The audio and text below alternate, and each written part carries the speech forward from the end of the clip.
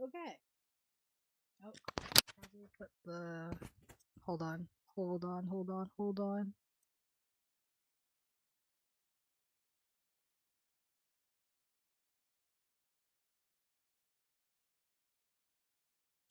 I was so ready to go, and then I was so ready to go, and then I hadn't put my microphone on. Awesome. Sick. Okay. Today, today, we are. Oh, I should switch the screens over. Oh, well, I'll leave it for now. Today, it's Sunday, and I want to try streaming more. I'm going to make Sunday my stream days from now on. Basically, around this time, it will probably be later in the evening, just because I am at my best at night, I think. So, with that being said, here we are. Today, I was just gonna do some gaming, but then I remembered that the Erica Kirk Town Hall was out. So, we are going to watch that actually because I do have some thoughts. I did watch it a little bit yesterday when it was live. Um, I didn't watch all of it, but I jumped in here and there to see what was being said. And it's very interesting because at first I thought that this was going to be a weird journey for Erica because ultimately I didn't think that she could replace Charlie because she is a woman, right? And she is in a very misogynistic space. One that is inherently hostile towards her just because she is a woman, and as she attempts to step into a position of power, one that a lot of these men don't think that she should be in, I figured it would just be plain old misogyny that took this off the rails, I guess.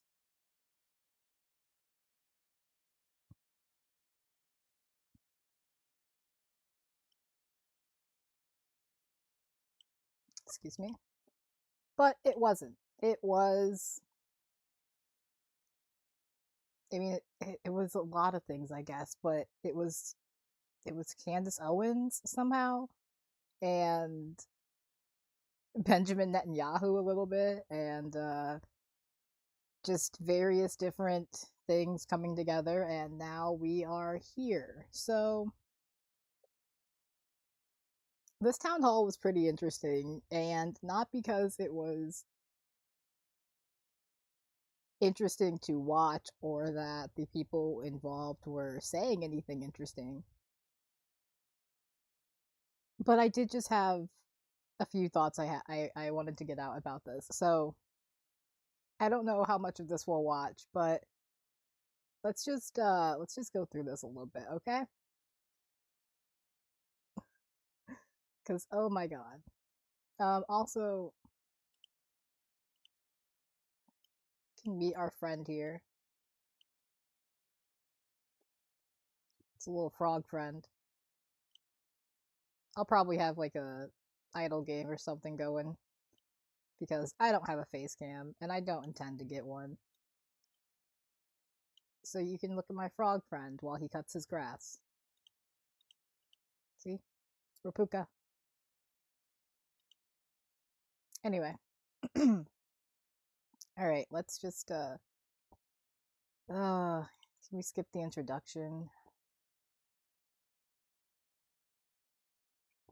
I guess not. Response there, flooded by law enforcement. The conservative activist Charlie Kirk has died after being shot during an event. latest horrible example of what appears to be a rising tide of political violence. In the past year, we've seen assassinations and assassination attempts against a Republican presidential candidate, Democratic legislators, and a conservative activist. One moment, Charlie was doing what he loved. That's a different question. Arguing and debating on campus. Fighting for the gospel. You're thinking way too simple about this. You got to go deeper. Truth. In front of a big crowd, and then he blinked. He blinked. And saw his Savior in paradise. Even as he had all of these. Like, how did we go from that moment to where we are now? Because I feel like people really hadn't turned on her yet. It hadn't had time to sink in, I guess. Candace hadn't had time to do her work. And now that everything has taken place, people don't like her. It's really crazy. Not again, I thought it would just be plain old misogyny that did it, but interesting. Conspiracy theory. Who knew?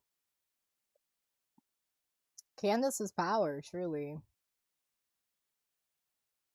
Positions, many of them seen as controversial on different issues. He had a huge galaxy of support on America's right.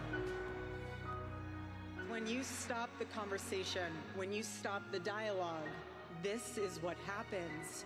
When we lose the ability and the willingness to communicate, we get violence. CBS News presents A Town Hall with Erica Kirk. Good evening. I'm Barry Weiss, editor-in-chief of CBS News, and I want to thank... Okay. First thing here. This is kind of the big, like, the first big thing, right, for Barry Weiss and CBS since she has taken over here. So in a lot of ways, this is also a test for her. And, oh boy, I don't think she passed. But we'll see. We'll see how it's received by the general public. How many... Hold on. 21 hours. Ooh. 71,000 views in 21 hours. That's... Oh, that's not great. But, I don't know, maybe more people watched it live? I doubt it. I doubt it. Ooh, okay. Thank you so much for joining us tonight. Let me tell you why we're here. If you're watching this or you're sitting here in this room with me, you know what I know, which is that we live in a very divided country. A country where many people feel that they can't speak across the political divide. Sometimes they feel they can't even speak across their own kitchen table. And one of the goals of the new CBS News is to change that. And this town hall is just the beginning. This is going to be the first of many conversations and debates on CBS News about the things that matter most, which are often the hardest to talk about. Is she going to be hosting all of them? Because I'm going to say right off the bat, encouraging you to find a proper host, okay? Maybe this isn't the position for you, babe. We'll see. But so far, I'm not impressed. I can make one promise to you, and it's this. You will not agree with everything you hear tonight or in any of these other broadcasts. And that is exactly the point. Because the premise of a democracy is that we persuade each other with words and not violence. And that the only way to get to the truth is by talking to one another. And that brings me right to tonight's guests, Erica Kirk. 3 months ago, Erica Kirk's husband, Charlie, was assassinated on a college campus in Utah. To some, Charlie Kirk was controversial. To others, he was heroic. What is indisputable is that he transformed the American right in the 21st century. He did it through an organization called Turning Point USA, which he founded when he was only 18 years old. In the wake of Charlie's murder, Erica has now picked up his mantle. The mother of 2 young children, she is also now the CEO and chairwoman of Turning Point. Now, Charlie's murder was not an isolated tragedy. And tonight in the audience, we have other victims of the political violence that's ripping through this country. We also have religious leaders, college students, young Christians, and others invited by CBS News. You're going to be hearing from some of them tonight. Okay, we have a lot to talk about. So Erica, let's get started. Thank you so much for joining me. Thank you for having me. I was very grateful when you had reached out because it was an opportunity to be able to have a conversation that Charlie always enjoyed, being able to have dialogue on both sides so that people could really hear everything that's going on. I appreciate it. Thank you so much for making the time. There's so many subjects I want to cover. I want to begin with the hours and days after your husband was murdered. Yes. You got up in his podcast studio where he broadcasted from for many hours every day. Yeah. And you said this. You said, "You have no idea what you have just unleashed." What did you mean by that? Let me give you a little background of that day. We get home. The team goes to dinner. I'm laying in my daughter's bed and I can't sleep.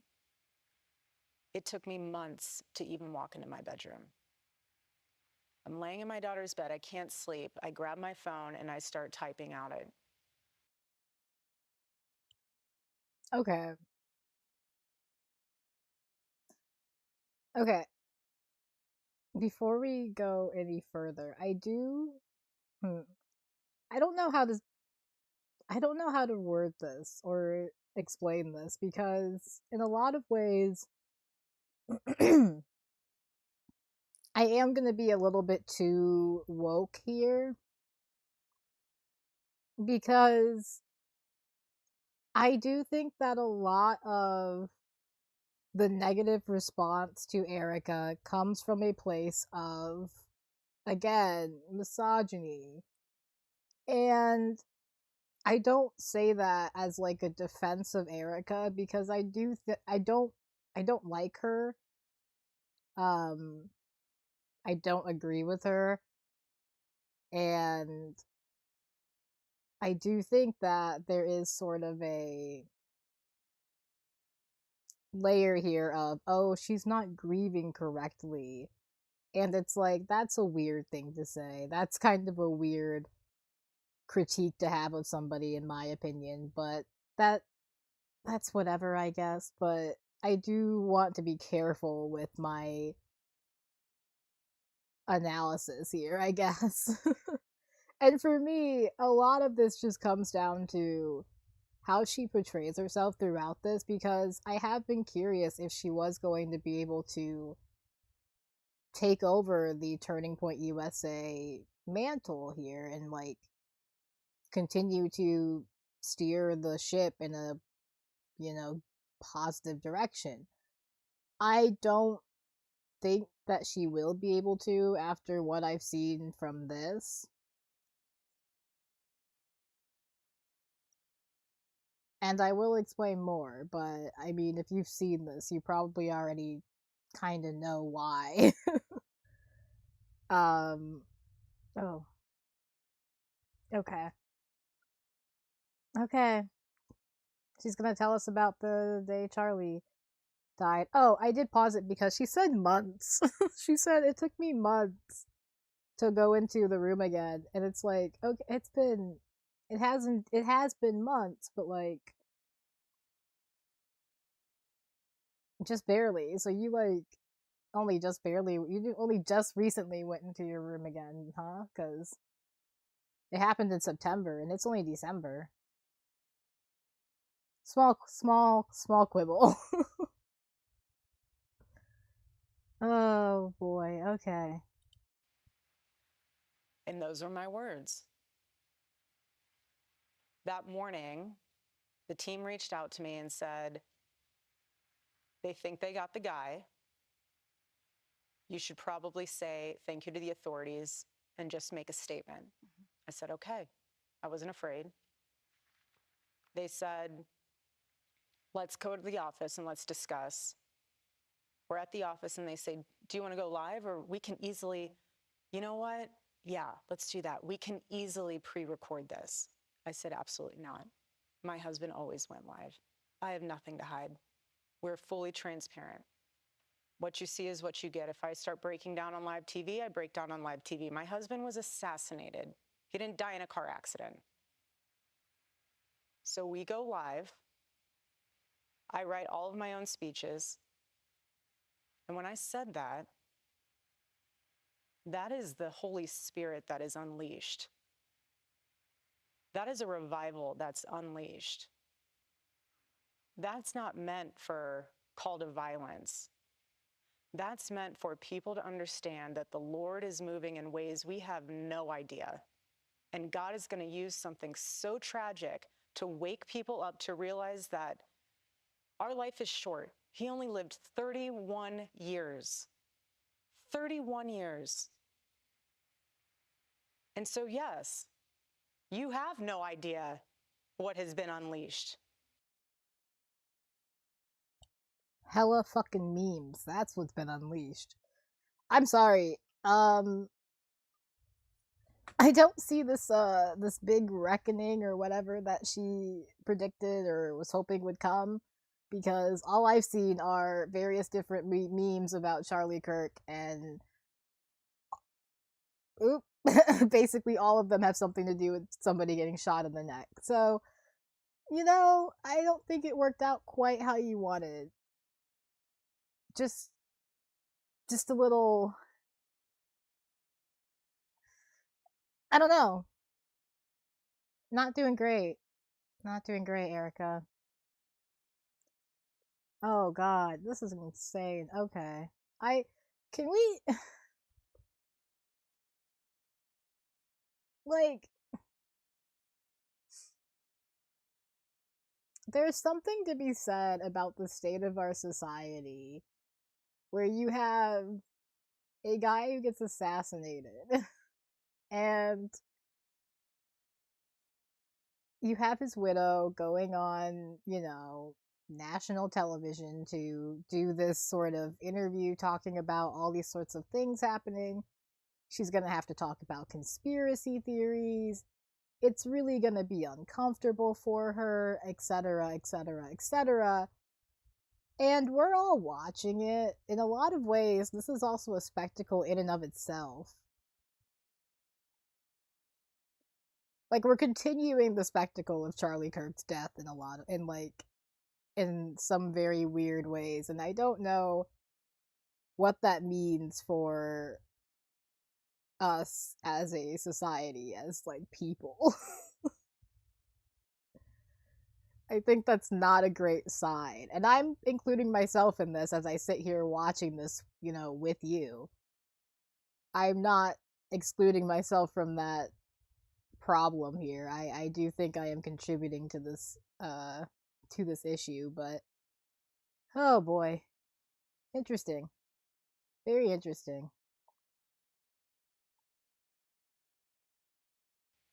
But I will promise until my last breath that I will let the Lord use me in ways that He only can to bring glory to Him and to the kingdom. And it has been unbelievably powerful. And it's just the beginning. Erica, one of the most alarming things about Charlie's murder was the way that some people in this country react. Like, I'm just very careful about criticizing people who are... I'm just very careful about not criticizing necessarily, but being hyper focused or hyper critical, I guess, of widows or people who are recently having lost a partner. And because I have experienced that with people in my own life, and it has been, and it's not an easy experience. It's not an easy thing to navigate. Even just being friends with those people, it's not necessarily an easy thing to deal with, and especially if you knew the partner as well. and you know, you're also maybe upset that you lost somebody and it's just not a good time. But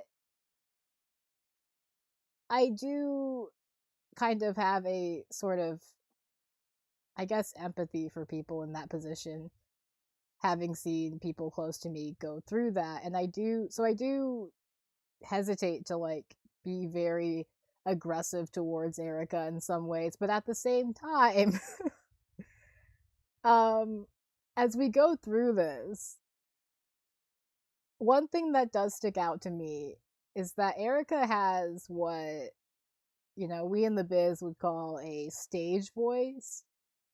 And you can tell when she's repeating something that's rehearsed. You can tell when she is just being sort of not genuine. It's something that's scripted. It's something that is not coming from her actual position. So I do kind of I do think it's I do think it's pretty weird. It's just a weird position. Like for example, I definitely thought that the whole video that she posted when Charlie first passed away or was killed, and she posted the video of her with his hand in the casket and everything, and that was a little weird. That was a little weird. But again, people do weird things when they're grieving. I try not to be too judgmental unless you know you're being endangering people in that regard. But other than that, it's like, okay, you deal with your grief in your own way. I understand though why we are where we are, and it's like crazy because it's just like this layer of misogyny that was always going to be there. You've got the conspiracy layer theory, and you've got this layer of people thinking that Erica is sort of not fighting for Charlie, you know, not doing everything that she can to get justice for him, to do right by him. And it's just I'm sorry. I'm yapping. I do that sometimes. Let's just keep going. To it. Yeah. And not just online. This was an idea that you encountered a lot. And the idea was this. They kind Do you guys mind if I speed it up? Just a little bit. You know?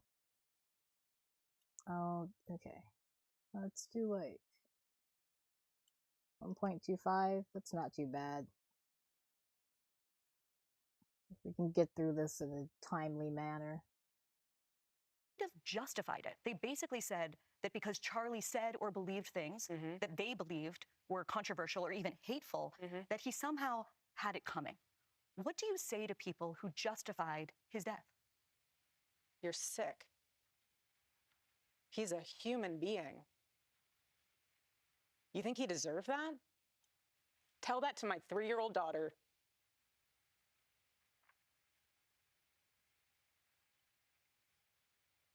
Excuse me. You want to watch in high res the video of my husband?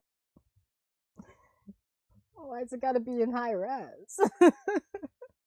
Also, no, I love how she says this because it's like that's not even what the question was. That's not even what the question implied.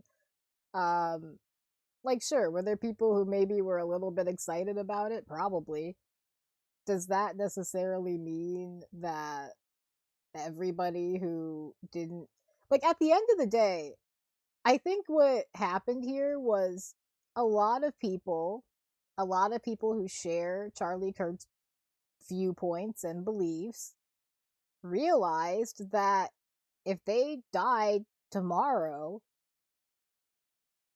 that was how people were going to view them. That was how people in their life were possibly going to remember them, as a bigot, as somebody who said things that were disgusting and racist and misogynistic and just shitty overall. Like, I think it kind of held a mirror up to a lot of conservatives and a lot of people, and they were like, I don't like that. Like, I don't like the fact that I'm going to be remembered as a piece of shit.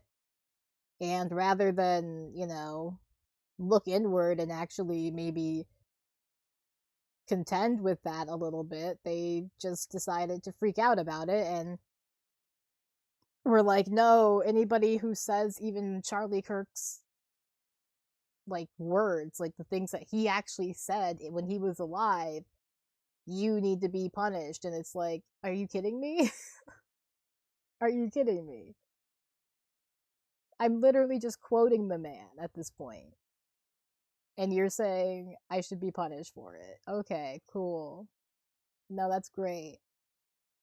I think that maybe if he cannot be quoted in death, which is ridiculous because he was very proud of his views. He didn't, turn away from them. He didn't say, "Oh, I'm not someone who has these viewpoints anymore." He never did that. So, I don't understand why people are so ashamed of his words, in death. Well, I do understand, but it's just, cool. It's like, oh, cool, that's great. Being murdered and laugh and say he deserves it? There's something very sick in your soul, and I pray that God saves you. I pray, because that is what is so wrong. The internet in this world has dehumanized us. My husband did something very simple. He talked to people. You're going to be murdered for talking to people. He didn't go after people, he went after your ideas. I mean, he kind of went after people. He didn't go after people, he went after your ideas. I mean, no. Not really. That's kind of wrong. I'm not gonna sit here and try and explain every little in and out of Charlie Kirk's rhetoric, but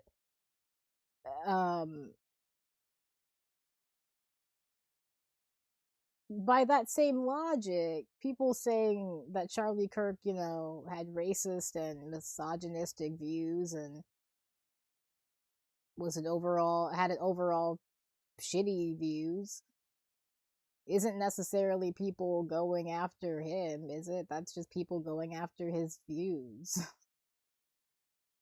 If we're just gonna frame it as, okay, just go after his views, then he had shitty, misogynistic, racist, abhorrent views. And those reflect on him as a person. And now he's dead.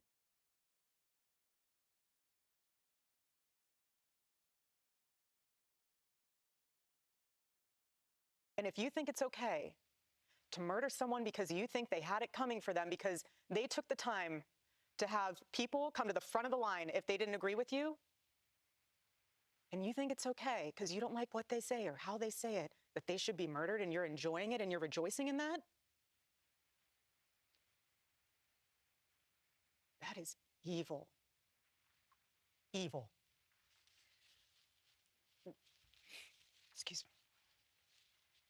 As you know, and as I know, one of the ideas that has gained a lot of traction among young people, especially in this country, Erica, and this leads them to this kind of justification, is the idea that words themselves are violence. And that brings us tonight to our first audience question. It comes from Angel Eduardo.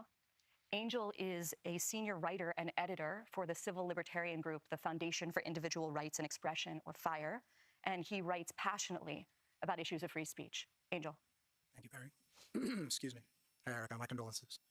A recent survey that we took after Charlie's assassination found that 90% of undergraduates believe to some extent that words can be violence. Another fire survey that we took earlier also found that 1/3 of surveyed students believe that using violence to stop disfavored speech can be acceptable, at least in rare cases. What's your response to those numbers? And what would you say to those students in particular?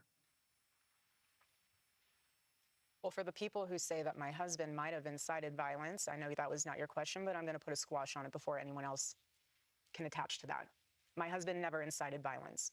He never once said, go after them because they're saying X, Y, Z and they deserve to die. My husband never once said.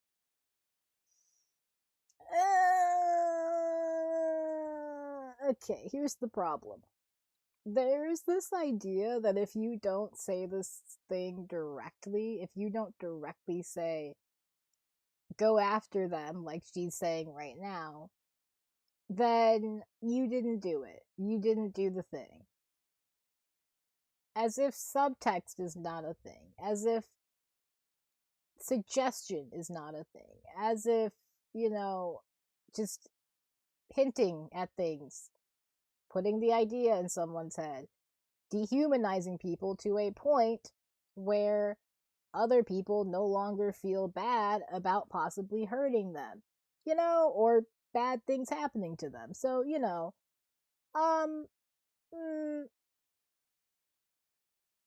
potato, I guess, or I don't know.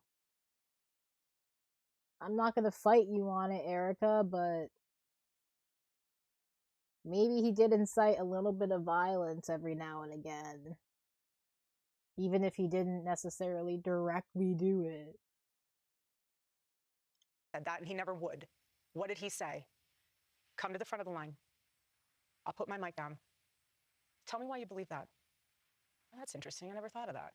But have you thought of this? People heckling, laughing at that.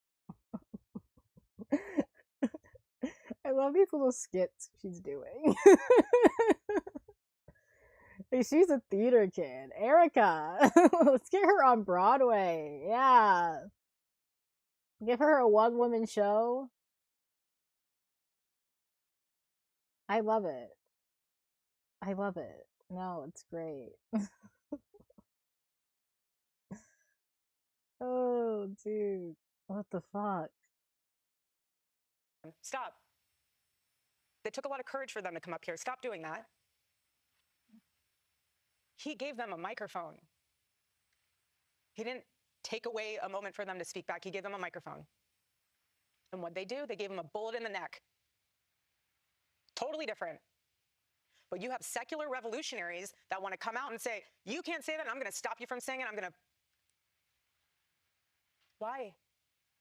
You don't have a conversation. Something as simple as a conversation. And this is what is so fascinating to me. What is a secular revolutionary? Like, what is she talking about? What the fuck is she talking about?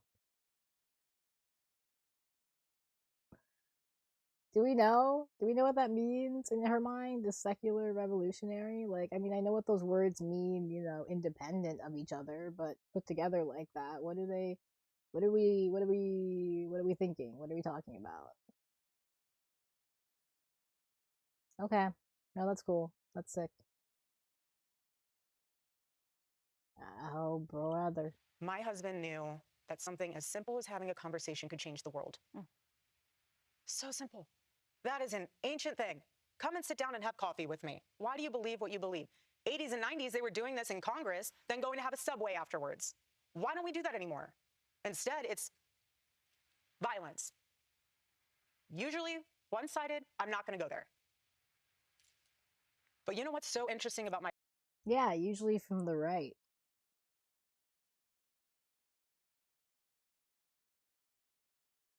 She's right. It is usually one-sided from the right. Does it happen on the left? Absolutely. Are there instances of left-wing violence? Of left-wing political violence? Sure. 100%. Does the majority of it come from the right? Yeah. I know that's not what she meant, but, My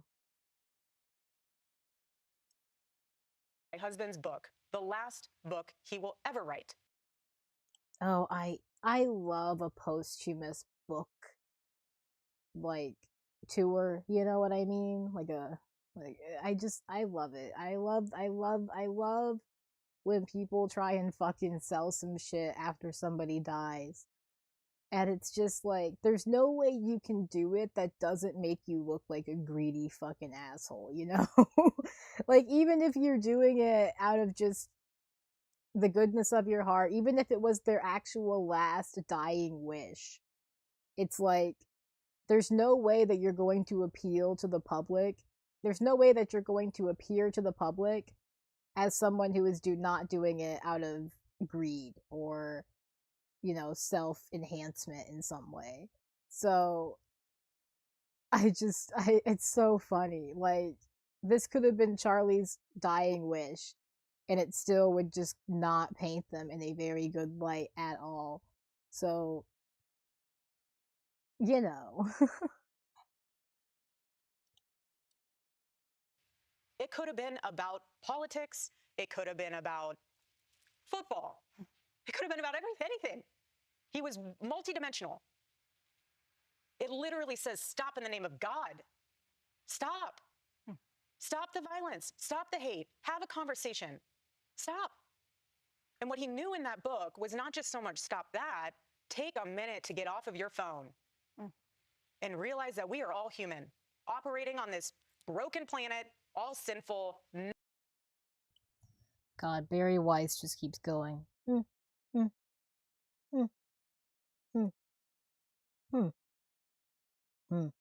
Like, we get it. Okay, we get it. Shut up. Oh my god. She's trying to be an active listener, and it's like, you got a microphone on you. It's picking up every goddamn sound you make. Please, shut up. She's trying to say words. I'm trying to listen to Erica Kirk talk. Come on. I'm hanging on her every word, Barry. Come on, shut up. No one's perfect, and we're not getting out of here alive. But what he knew in that book was the balancing factor of communication. You cannot communicate with someone if you're not at peace with yourself. So he went on campus talking to a kid. They're screaming at him. Screaming. Does he scream back? Not once. He sits there. And you know what he's thinking? It's in that book. Maybe you need to take a few hours. Get off your phone. Go for a walk in nature. You know what he's thinking? You gotta buy the book to find out.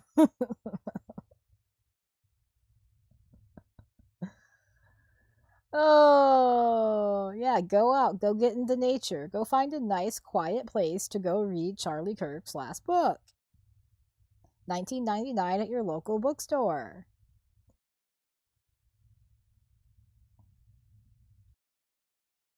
Go sit and have a coffee.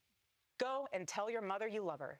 Go do something that is beautiful and healing instead of trying to tear something down that you did not build. That's my thought on that.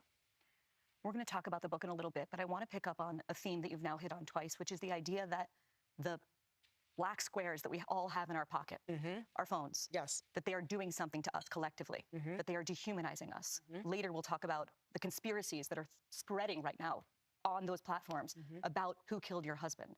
What do you recommend to people sitting in this room?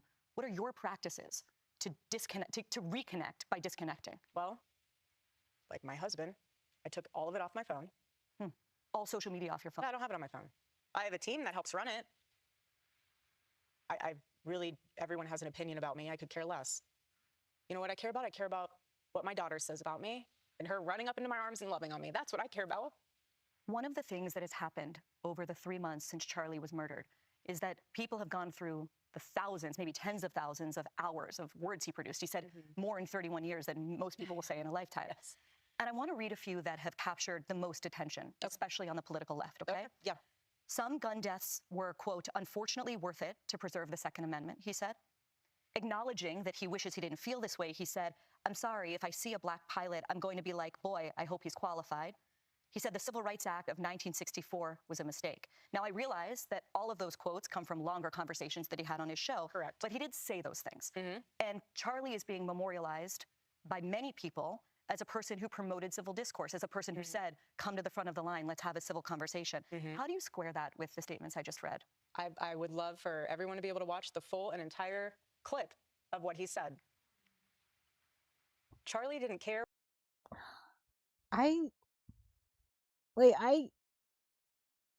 Like, yeah, do people get clipped out of context? Sure, 100%. It happens, especially online, to people all the time. Is there a context that's gonna make those sound any better? I don't think so.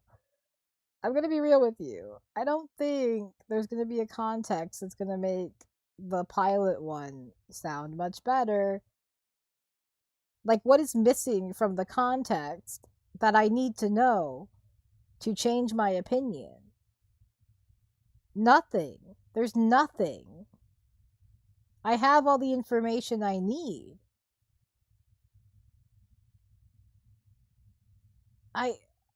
It's so stupid for them to just be like, oh, he's clipped out of context. Like, okay, dude, sure.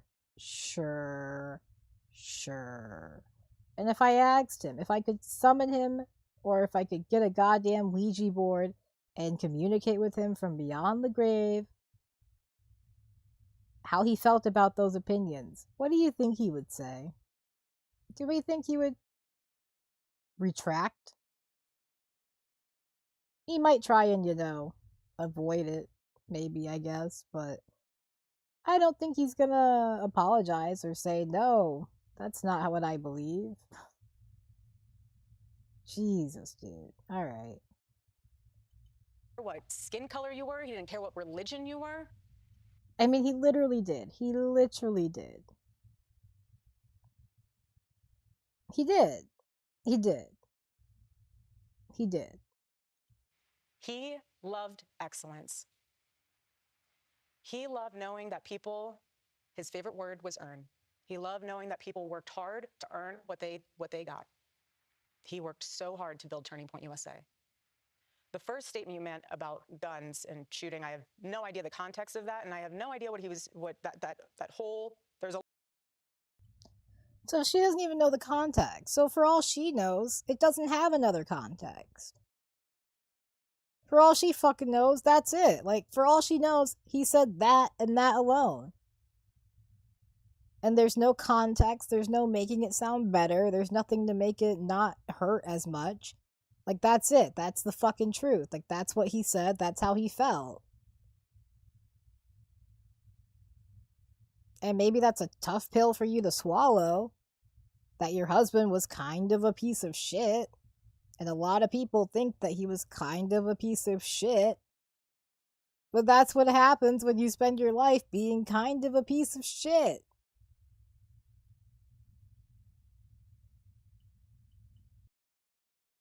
A lot more there than just that one little sentence. My husband... How do you know? You just said you haven't seen the context. You just said you don't have the context. How do you know there's more than that sentence? How does she know? How does she know? Is not to be deteriorated to 2 sentences. He's not. He is a thought leader, and he was brilliant of a man.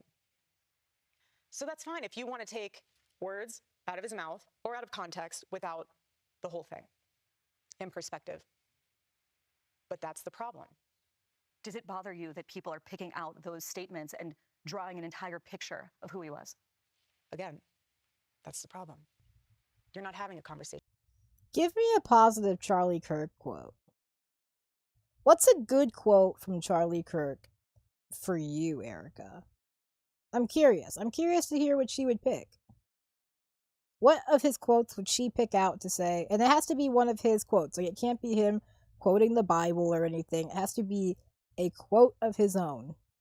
Something he said that is original to him.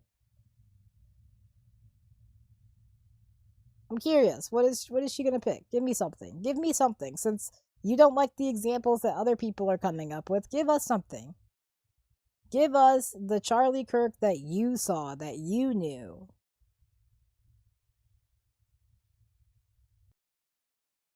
You're having a 15-second clip on the internet to define your thought of who someone is, instead of taking the time to educate yourself on truly who that person is, what they thought, Because why? They challenged you to think a little different? What happens if I watch every single hour of Turning Point USA content? Every episode, every piece of footage of Charlie Kirk available online, and I decide that I hate his fucking guts. Where do we go from there, Erica? Like, you can't fathom that people just don't like your husband. Like, I know that you're trying to like paint this image of, you know, him being this good guy who just happened to have Christian values and he held himself to those standards and blah blah blah. And he wanted the best for other people. But ultimately, there are people who aren't gonna like him. A lot of people, actually.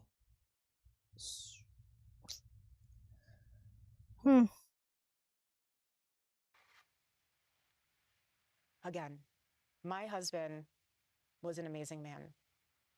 We're human. But I do not once, for 1 second, think he was anything else than exceptional. Erica, as you know, the last person that Charlie ever spoke to was a Utah Valley student named Hunter Kozak. He was asking Charlie a question that day when he was shot, and he's here tonight, and he wants to ask you a question. Hi there. Erica, I want to tell you how much I appreciate your calls for peace and unity, and I'm likewise horrified by the people in my so-called camp who were cheering about Charlie's murder. I believe that they stoke the flames of violence. Boo, lame. On either side of the aisle stoke the flames. When they do it, the flames can become an inferno. And this leads me to Donald Trump, the most powerful and influential person on earth, who has more responsibility than like, okay, again, I don't want to be super critical of Erica in ways that are like unproductive, I guess, but what is up with her fucking face here? Like, if looks could fucking kill, bro, I don't know. Hunter Duck. My God. anyone else to put the flames out. Just last month, President Trump called on 6 Democratic lawmakers to be tried for sedition, which he clarified was punishable by death. He then reposted a simple message. Like, she's lasering him. Taking strides to bring peace to our country, and that Turning Point has been asking Democrats to decry the individuals who cheer for violence. I have and will continue to decry them. But any good faith effort to stop political violence must hold both parties to the same standard and expectation. So in that spirit, will you condemn the violent rhetoric of Donald Trump, the most powerful and influential person on earth? Ooh, spicy. Well, Erica, what do you got for me? I'm willing to bet not much. I appreciate your question. You know my heart. Why would I ever say? Do I? Like, girl, I don't know you from a hole in the wall.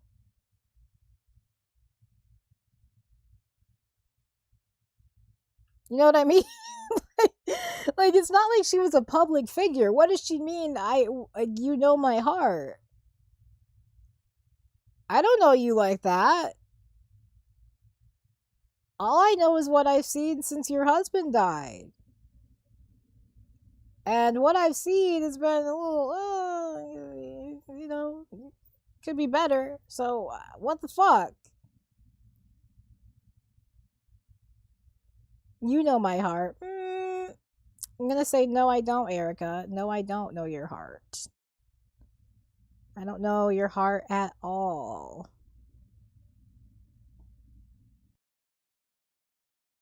Also, I will say, I love how she rocking the widow outfit here, the full black grief suit.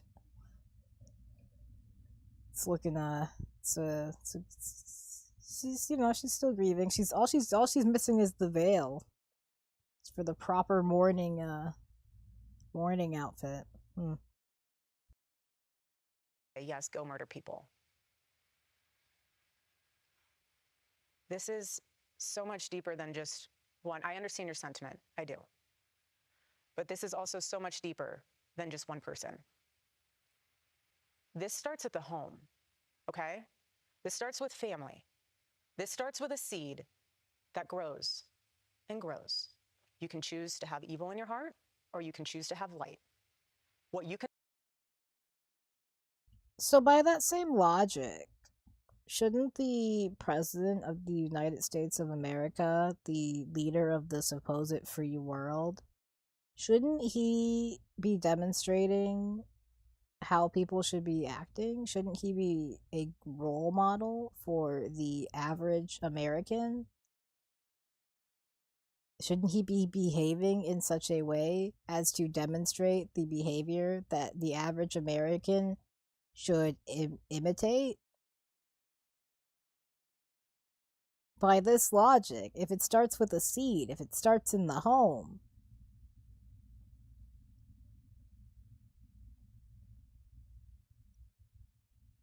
then it starts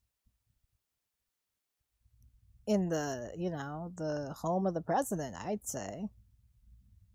It starts, with role models, with people demonstrating positive behavior for children, for the people who are,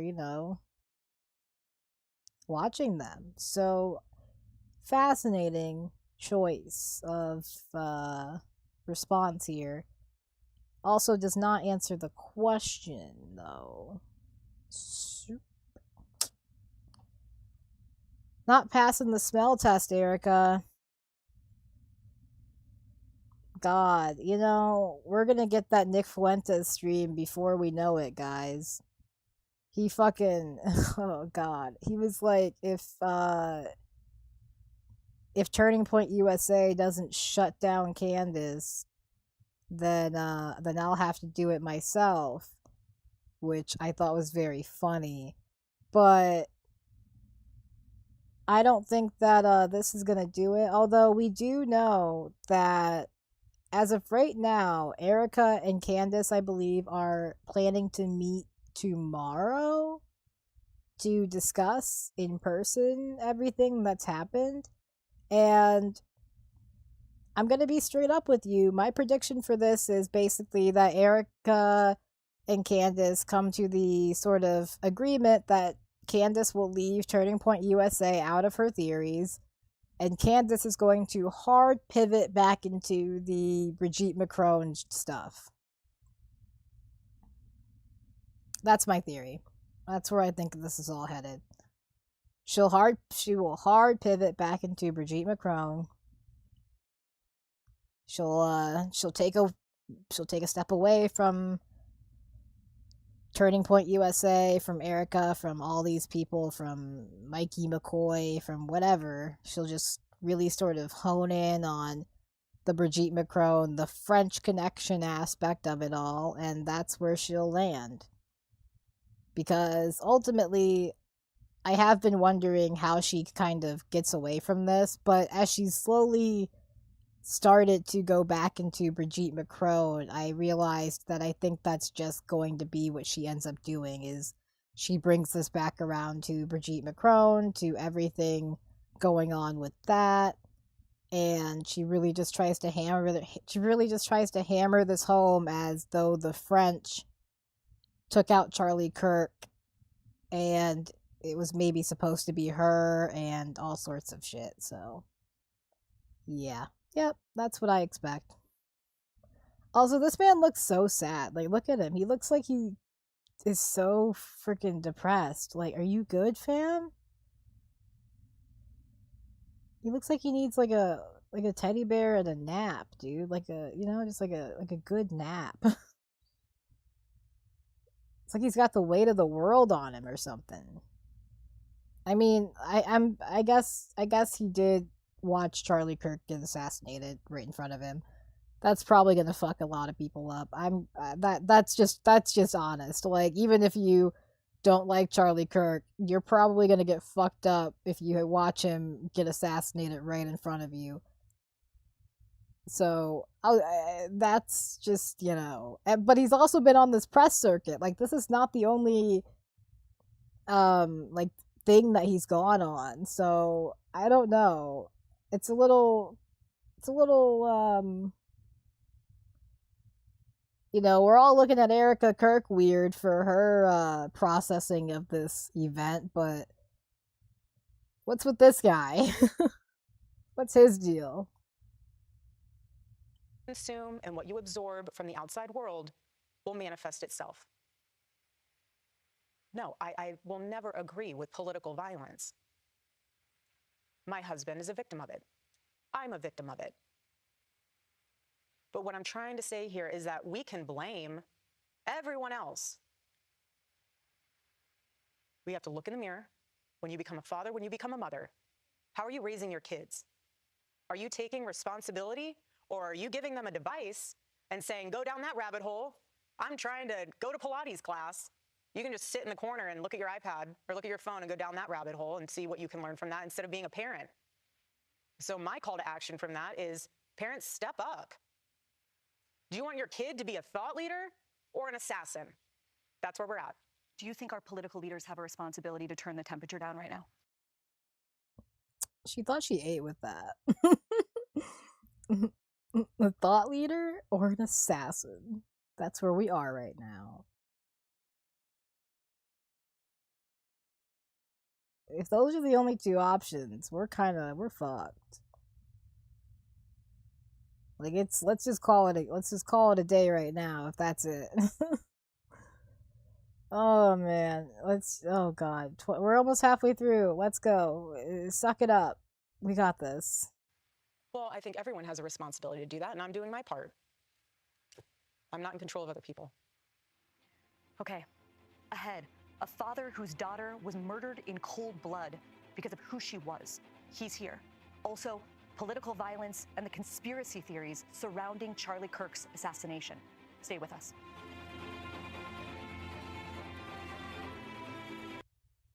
I might skip the part with the dad, because it's the dad of like the girl. Fucking god. Here, hold on. But okay. Welcome back to our CBS News Town Hall with Erica Kirk. Bob Milgram is the father of Sarah Milgram. Sarah was fatally shot last May outside the Capitol Jewish Museum in Washington, D.C., alongside Yaron Lashinsky, her boyfriend. Sarah was just 26 years old when she was killed. Bob, thank you so much for being here. Thank you, Barry. Hello, Erica.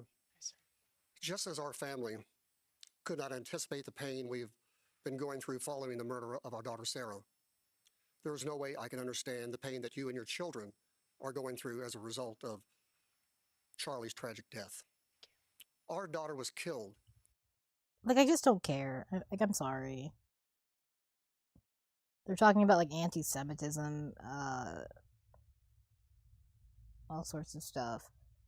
Like, I will say that shooting is one of the, you know, rarer instances of left-wing violence. I would argue you probably could consider that an instance of left-wing violence.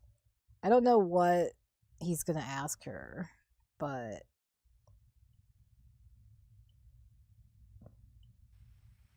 Sucks, doesn't it? okay. Oh, I'm sorry, that was weird. That was a little weird. Why'd you say that?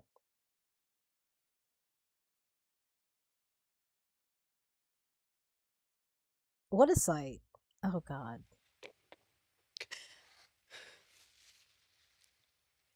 Hate is hate. It's evil. Like, I'm not even trying to be, like, disrespectful to these people, you know, because they did lose somebody. Like, that is tragic. Like, that sucks. Like, I do feel bad for them. Like, I do feel for them. Like, this man lost his daughter. That's not a light thing. That's not a easy thing to go through by any means.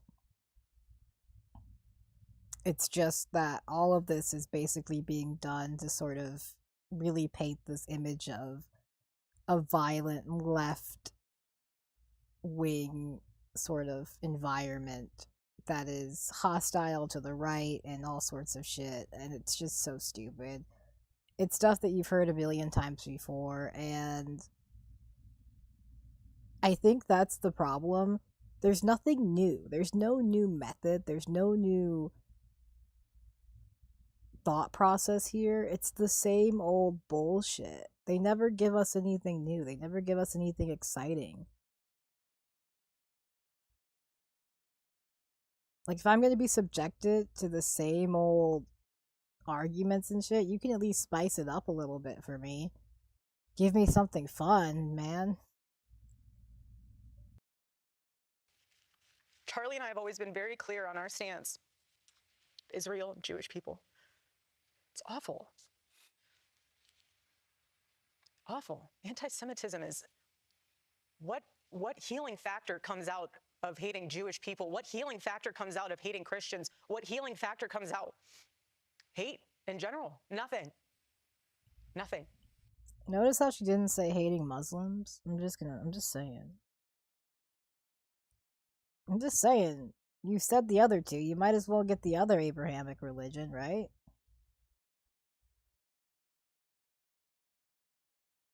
I'm just saying. Not that she has to. She doesn't have to. I can't make her. But like, I'm just... If I was her, if I was on a roll there and I was naming off Abrahamic religions and I was like, oh, Judaism, oh, Christianity, oh, there's one more there that kind of would come up naturally, and instead of saying it, she just said, no place for hate. This would have been a really good time to show that kind of solidarity, especially with, you know, how much anti-Muslim hate there is out there as well. But I don't think Erica Kirk really cares about that. Nope. Rapoka. God, I don't know this frog's name, dude. He said something. I didn't catch it. Hold on. I haven't checked on him in a minute. We can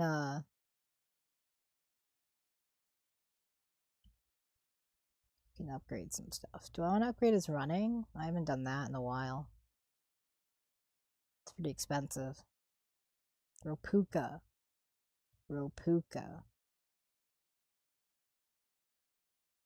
Yeah. Sure.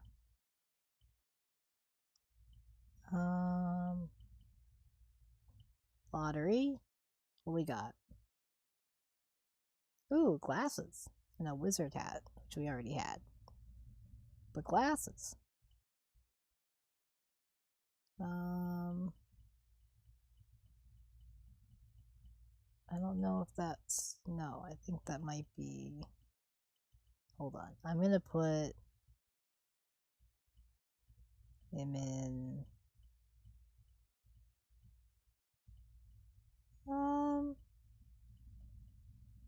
Here we go. Glasses. Let's do the flower crown. I'm gonna do the flower crown.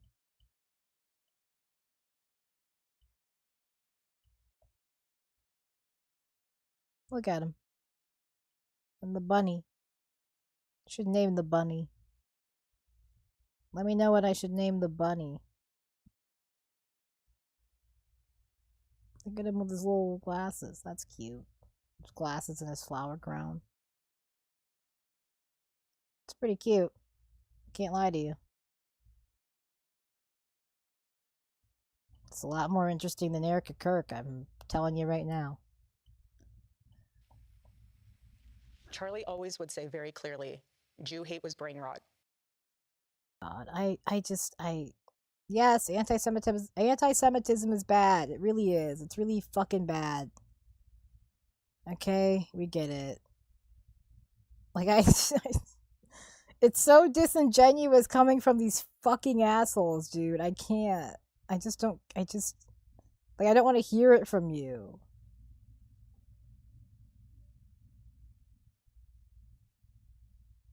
Oh my god, this segment's so long. I wanted to... Truth from lies. Reality from unreality. A 22-year-old man named Tyler Robinson has been arrested and charged with the murder of... Hold on. We're doing our part. A 22-year-old man from unreality. I want to talk about discernment. Yes. Okay? Being able to separate truth from lies. Reality from unreality. A 22-year-old man named Tyler Robinson has been arrested and charged with the murder of your husband. And yet there are a huge number of conspiracy theories, you might call them brain rot, that are spreading right now online about the actual story behind the reality. One, people say that Tyler Robinson was actually a MAGA Republican. Or two, some people say you were actually a Mossad agent sitting in front of me, and you were Charlie's handler, and Israel killed Charlie.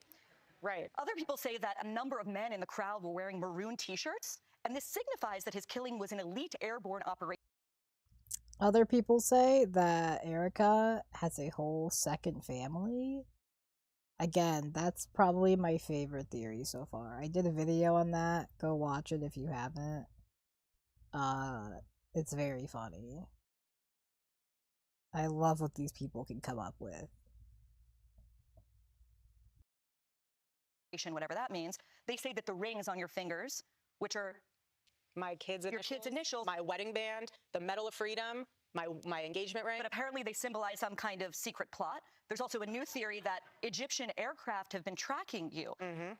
What is going on? Why are there so many conspiracies spreading about what seems to be a pretty open and shut case? This is the first time that we have seen evil on display where we have social media at our fingertips. Something so... The first time? No. No. No. Like, what do you mean this is the first time? Evil has been on display plenty of times while we've had social media. I'll say, like, 2 words. Alex Jones. That man has been sued by multiple families in regards to school shootings at this point because of the fucking bullshit that he has pushed through social media, through his show.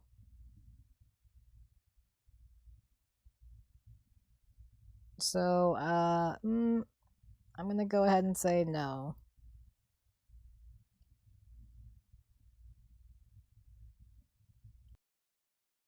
So evil that happened, people are wanting answers immediately. They are wanting to figure out how to wrap their mind around this. Egyptian planes. Do you, Egyptian do you planes. believe that Tyler Robinson murdered your husband? Yes, I do. Why do you think it is so hard for so many people to believe that reality? Because it's too simple. Again, everyone always has to think there's more to the story. Well, sometimes there's not. I've seen the autopsy report. I've seen our case pulled together. I've been in constant contact with our lawyers, the prosecuting team. I've seen it all. And let me tell you this. Why in the world? Like, this is really all because of Candace Owens. Like, sure, there's been other factors at play. Again, Benjamin Netanyahu coming out and being like, we did not kill him, made people more suspicious. Kash Patel is Kash Patel, made people more suspicious. Erica now is making people more suspicious. It's really not... I don't understand this approach. I don't understand going on Barry Weiss's, whatever, even CBS town hall bullshit, and doing this to try and make the conspiracy theorists get off your back. I do think she'll have more luck if she can convince Candace to sort of clear up her suspicions. And it's easy because if she meets with Erica, if Candace and Erica meet, Candace has already laid the groundwork for her to just go, oh, Erica cleared up my concerns. She answered my questions. I'm not going to give you guys the evidence because I don't, I can't for whatever reason. But you guys will just trust me. And that will basically be what will happen. Her audience will just trust her and they will follow her on to the next thing, which I do, again, think will be Brigitte Macron, tying it back into that as best she can and really focusing on that aspect of it. That is where we are going to end up. That is my prediction. If I know anything about Candace, that is what I think is going to happen here. But that's only if Candace agrees to having sort of a truce in this regard. So that's only if Candace agrees to a truce.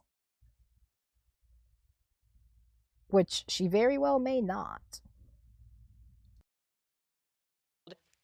Why should we, prior to the trial, lay all of our hands and cards on the table for the defense team to see, to somehow then, I don't even know what they would do with it. But what I will say, and I want to get on the Egyptian plane thing, take a flight on that for a second. What I will say is what I'm worried about, and I'm fascinated, just from a legal standpoint, to see how the United Healthcare trials pans out.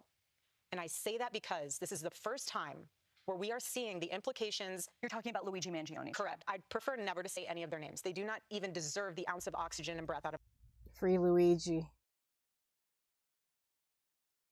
my body. But what I mean is it's fascinating to see how social media will impact that court case, just how it might impact mine. Are you nervous he's not going to get a fair trial? Well, I'm nervous that there could be, they'll say we can't find a fair jury. Like they're going to taint the jury pool. And in that case, that's how widespread you think these conspiracies. Like, I love how she implies that she's gonna do something there. What are you gonna do? If that does happen, if on the crazy chance that they can't find a single person, that they can't find 12 people in Utah who don't believe that Candace Owens is correct and everything that she said is real, which, may be hard. It is Utah. A lot of Mormons there, so I don't know. Do the Mormons fuck with Candace Owens? I don't know how the Mormons feel about Candace. How does Candace feel about Mormons? Do we know? The Mormons don't get enough smoke for me. Okay, sorry, getting off topic here, but real talk.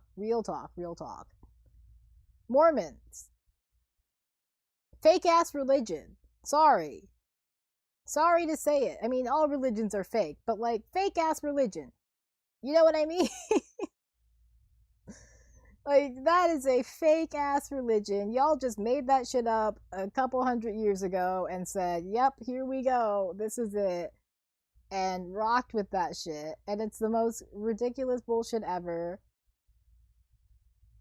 And y'all get away with too much shit in Utah. And you've got too much clout. There, I said it. That's it. That's my take on the Mormons.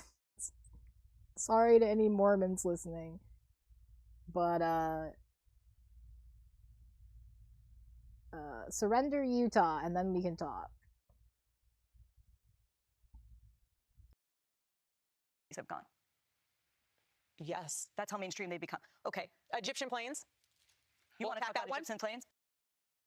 Oh, she is obsessed with these Egyptian planes. Yes, please, explain the Egyptian planes to us. Whoa. Okay. I was pregnant for 90% of those trips. Mind you, I've never, all those places they said I've traveled, I've never been. I mean, I've been, but I'm. So, she's gonna say some stuff here, and I don't, the problem is, I don't even know what the implication of the Egyptian planes is supposed to be. On one hand, I do know that the Egyptian planes may or may not be code word for Israeli planes, depending on who you're talking to.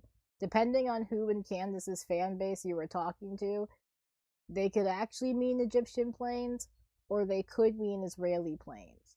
So, with that being said, I don't know what the implication is of that.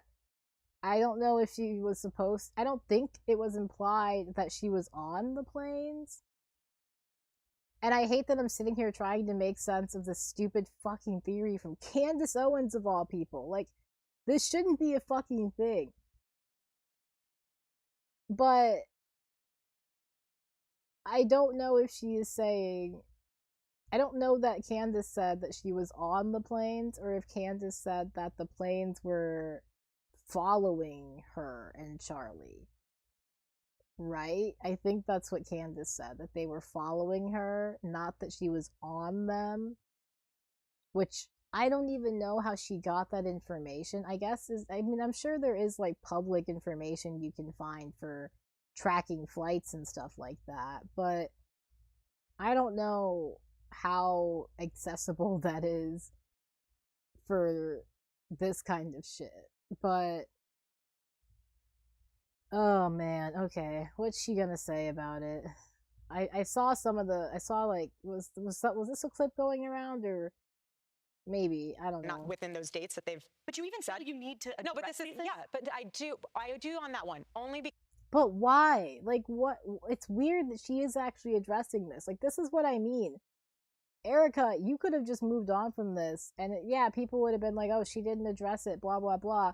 But if you're addressing it, is going to make it look weirder and shadier, which unfortunately you do, just because that's kind of who you are, that's kind of how you sound. You sound a little shady, my friend, and I'm not saying that because I think you're shady. I'm just saying that because you kind of just come off as shady. Only because, from a humor standpoint, I intentionally, when I was pregnant, hid. Not because I was embarrassed, not because I didn't want anyone... Yes, we did keep it very private, but because it was a moment very sacred. I was growing a human inside of me, my baby. The world that Charlie and I live in is very toxic at times. Yeah. And when you are growing a beautiful child in you, I don't want to be around it. I want to enjoy eating my In-N-Out burger and my hot fudge sundae. That's what I want to do. I'm pregnant, and I have 9 months to own it. You really think I'm going to be on an Egyptian plane while I'm wanting to be with my In-N-Out burger and my... Yeah, so what does this have to do with the Egyptian planes, then? Like, see? Like, what is she even... Like, what does she say? Am I stupid? Is it just because I'm a little tired? It's a little bit late here. It's not even that late for a Sunday for me. I usually stay up kind of late on Sundays, but I'm a little tired today. We might not get to gaming, unfortunately. Chocolate milkshake? No, I'm not. So if you want to go through my flight log, go right ahead. It's very boring. You say I was here on this date. I have a photo in my phone to prove that I actually was in the hospital because I was having contractions. So game on. Game on for what? You didn't explain anything. Ah!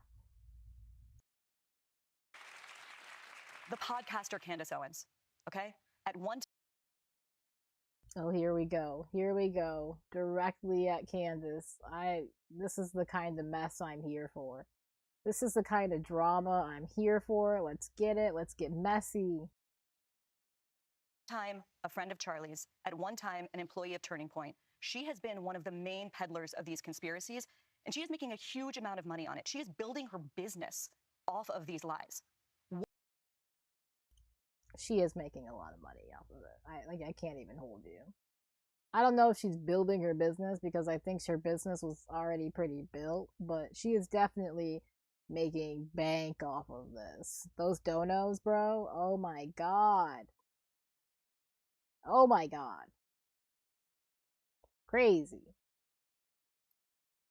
What do you want to say to her and the other people that are putting these lies out into the world right now? Stop. That's it. That's all I have to say. Stop. Okay. The next question comes from a person who may be familiar to you, Erica, because Charlie interviewed him for his show last August. Rob Henderson, to you.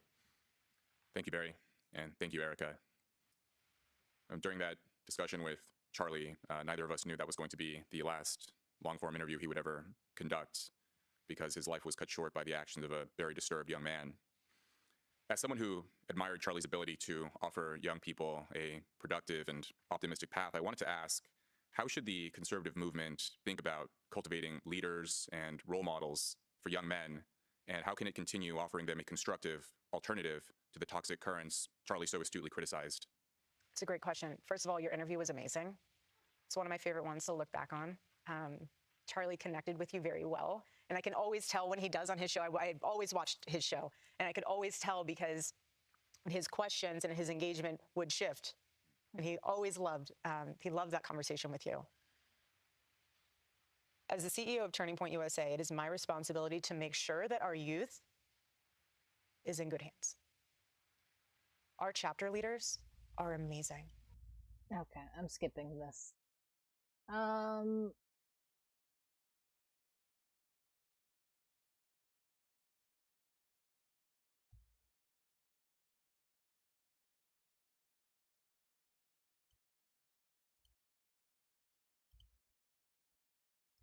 We have a woman here that has a question perfectly calibrated to this part of our conversation. I want to hand it over to Isabella Reggi. Thank you. And Erica, you and your family are in my prayers. Thank you. I'm a 26-year-old Christian woman living in New York City. I would like to stay here long term, but I wonder whether it's sustainable. Do you believe there's a place for women like myself in modern cities who care about having a career, but also marrying a like-minded Christian conservative man? Well, yeah. So it just depends on where you're looking. You know, if you're on the apps, I don't know if you're on the apps. I don't know if, I'm not going to ask you your personal journey. But what I will say is when I lived out here, I was here for 5 years. I never dated here. I'm actually going to slow this down, and I want you guys, I know it's a little hard because I had it sped up this whole time, but if you have seen clips of this interview, then you're kind of already familiar with how Erica has been speaking throughout this. And I want you to pay attention to how she talks throughout this part, okay? Because there is definitely a difference. There's a shift. And it just kind of shows how much of this was scripted. And you can kind of see where she kind of hits her own, like, area of interest, I imagine. Her own sort of specialty area. And she's able to actually talk about things and talk about it in a way that is connecting with her versus everything else that she has said throughout this town hall. Because I saw vicariously through my roommate how terrible it was. Somehow getting drinks was the replacement of having coffee and breakfast. I personally would rather have coffee or brunch with someone than going, I don't drink. I find it unproductive, not because I'm holier than whatever. I just don't operate that way. But I always thought it was very strange how she would go to drinks with one guy and then go to dinner with another. So it goes twofold here. So if you're expecting to marry someone that I was blessed with, like a Charlie, you have to be the type of woman that will attract a Charlie. Are you going to church? Are you going to Bible study? Did you tell your pastor that you are ready for the Lord to bring into your life the man that you've been praying for? What is telling your pastor gonna do? Is he gonna play matchmaker? Is he gonna phone up God and be like, hey God, I got another one for you? Like, what is the point in telling the pastor? Does he like to gossip? Like, what's going on?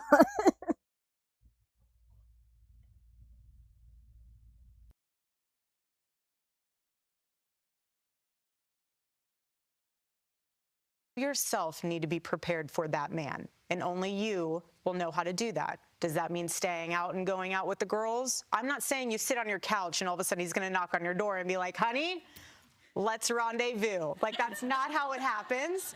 It's not. Granted, my situation was a little different. I wouldn't do it. You went to a job interview. Literally. So this is how good the Lord is. He knew that because I was not dating in New York City, he knew that in order for me to know that that was my man, he had to blanket Charlie as a job interview. Because if that went in, no joke, if he came to me and said, hey, let's go on a date to Bill's Burgers, I'd be like, I am so sorry. Thank you, but no, we're not doing this. That was my mindset. I was not in that headspace. I just wasn't. But God will work in incredible ways when you surrender the pen for him to write your love story. And when you know that, look, if I remain in the jet stream of God's will, he will provide for me in ways I cannot even imagine. And that is my prayer for you. My prayer for you is to remain open and to remain prayerful and to let people around you know, old school style, I'm ready and I'm looking to get married and having a family. You can always have your career. Being able to have a family truly is a very limited, short window. You can start your career. If you have people and it's amazing business, have other people run it. You can still manage it. You can still pour into it, but you have your... Okay, so this has always been like a bullshit thing for me because you can't, like, yeah, you may be somebody who has the opportunity to have both your kids and a career. And biologically speaking, you should maybe be focusing on having the kids at, you know, a younger age, yeah, just to avoid certain health complications, etc., whatever. But this idea that you can always go back to your career is bogus. It is. Like, that's not always the case. There are so many other factors that might be at play. I mean, who even knows, like, how much the field may have changed by the time you're getting back into your career, depending on the field that you're working in, depending on the job market that you have available to you. If it's a highly competitive career, then you're probably going to have a harder time getting back into it. If it's if it's something that requires a lot of schooling, then you're going to have to account for that as well. Although Erica will at some point say that, you know, they're not going to college. She talks about, like, the kids not going to college. I don't know if I skipped over that, but she said that at some point. So it's just, this idea that you can always go back is so fucking stupid, because it's like, you might not be able to. Like, there is a very realistic possibility that you may have to make the choice between having children and having a career, and that's not to say that you can't do both. You definitely can. But depending on your circumstances, which are different for everybody, especially if you're somebody who maybe doesn't have a lot of disposable income, you know, it might be something that has to be more of a choice, like more of a one or the other thing. Like, you may not be able to do both. So this idea is just like, you can always go back. Well, no, you can't. In theory, sure, I guess you can always go back, but in reality, there's a lot of different things that may play against you.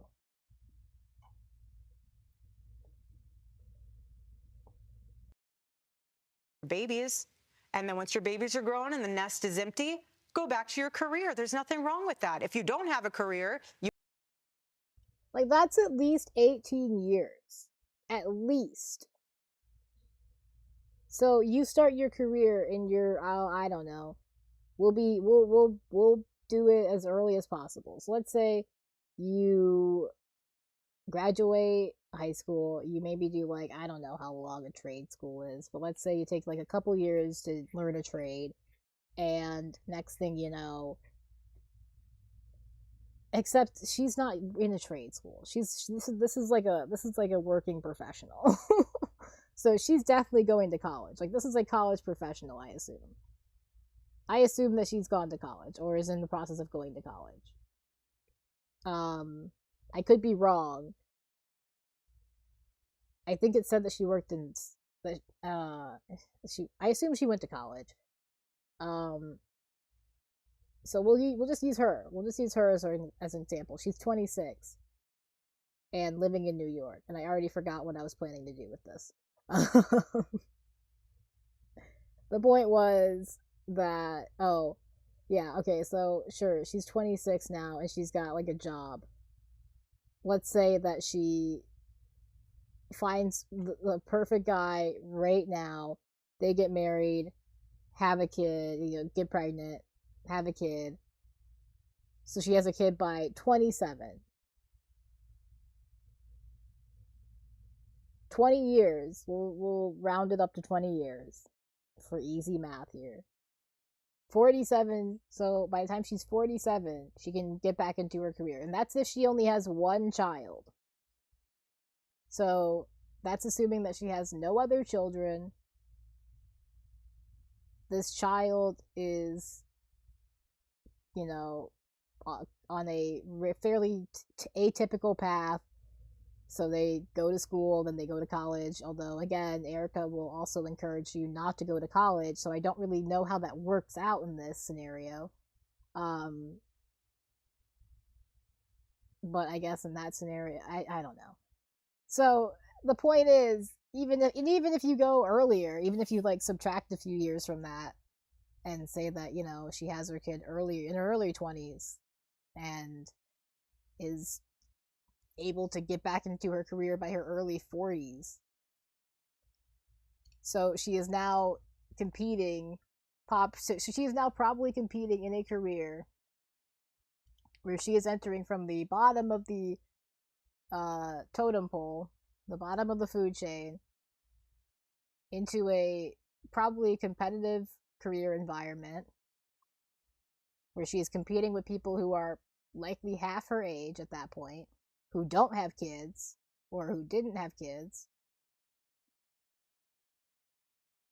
And this is someone who is going to continue to age from this point on. And let's say that she retires by we'll be generous and say 70. She'll retire in her 70s. So she gets 30 years to work on her career. That sounds like a lot of time, but it's not. That's not a lot of time. And that's assuming that she doesn't have any health problems that require her to retire earlier, or any sort of issues at work that possibly that's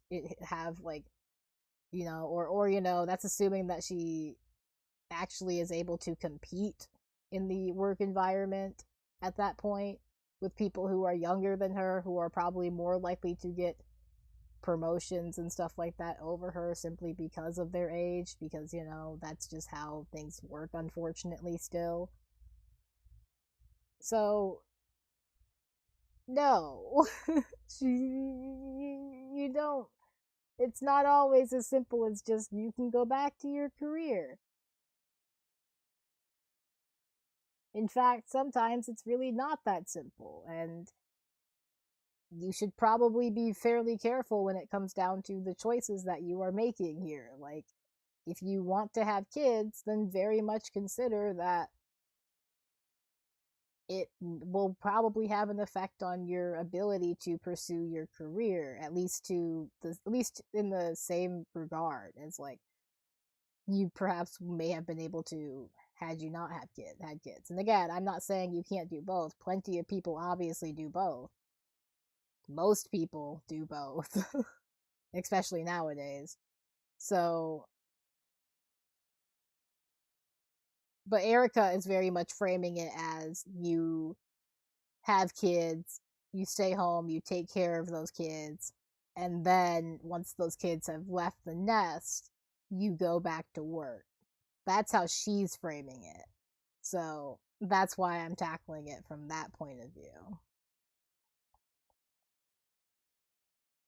You have your babies, the Lord's going to inspire something inside of you that you're like, you know what? There's a problem. I have a solution. How many baby companies have been born out of moms? The little carrier seat or a stroller. Or we live for that carrier seat. Right, 100%.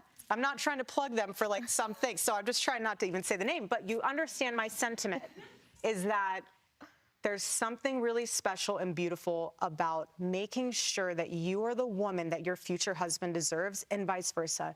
Do not settle. Thank you. Thanks, Isabella. Up next, the emotional moment that Erica Kirk forgave her husband's alleged murderer. Stay with us. Okay. Oh man. I think I'm not gonna watch the rest of this. They're just kind of. She has like another guy who comes in and asks her a question. It's you get the point. I got to talk about what I wanted to talk about, which was really one. I think that was really. I don't know what Erica did before this, but I assume that she was, a conservative person who's been probably trying to push the sort of trad wifey vibe for a while, despite herself not really fitting into that mold. And so I do think that she really did like come alive when it came to talking about this and talking to this young woman. Like I think that pushing this onto young women is probably where she is most confident and most comfortable, and I think that's why that part of the interview was most different from all of the rest of it, which was obviously very scripted, and you could again hear this sort of stage voice that she has, which it's kind of hard to explain, but it's exactly what it is. It's just a stage voice. So like I'm an actor. I spend time around actors, obviously. I know what my friends sound like when they're not acting. But I do know it, but also so when I hear them on stage and they're not necessarily doing a, voice or a character or anything like that, they're just sort of performing a role, but there's no accent or anything that they're meant to be doing. It's not meant to be different. I can still kind of hear, depending on the person and usually depending on the actor, sometimes you'll pick up on the stage voice, which is this kind of voice that they take on when they're on stage. My friend says that I have a stage voice and it sounds like I'm always kind of pleading, which I imagine is true. I do suspect that is accurate to what my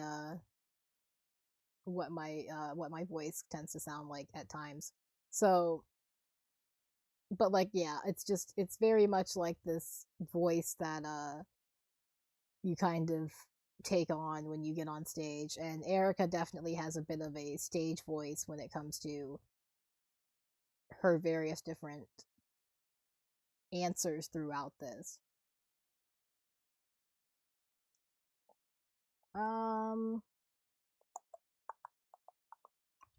Yeah, I wanted to do some gaming, but it is getting a little bit late.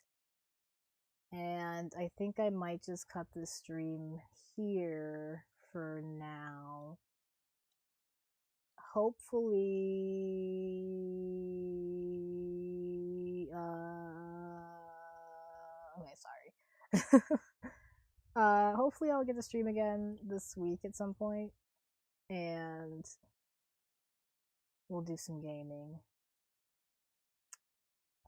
Nothing too crazy, just some chill games. There's this one sort of like a roguelike puzzle game kind of dealio called I'ma Let You Cook, which is very addicting actually, and it's very fun. So we'll check that out. I'll show you guys that game a little bit at some point.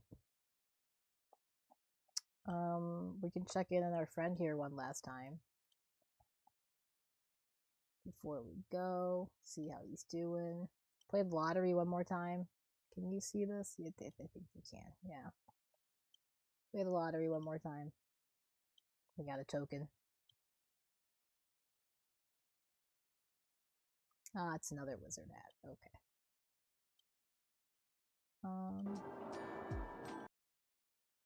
Alrighty, I'm going to wrap this up, checking out. Again, sorry, I'm a little sleepy. I started late tonight, but maybe next week we'll go live at like 8 or something, or I'll figure out something. We'll see. I'm just a little sleepy tonight, so I am gonna wrap it up. But if you're watching this later on YouTube, then go ahead and hit that like button for me and hit that subscribe button if you haven't already.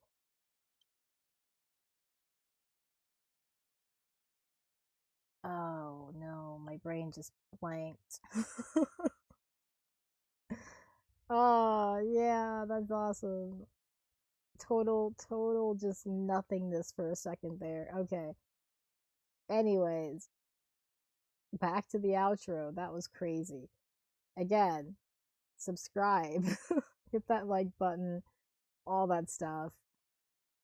Let me know what you think of Erica Kirk, and let me know what I should name the bunny. I want to give the bunny a name. The brown bunny here. What should we name it? Drop a name in the comments. Alright, that's it for real. Thank you so much for hanging out, and I will catch you all later. So, goodbye.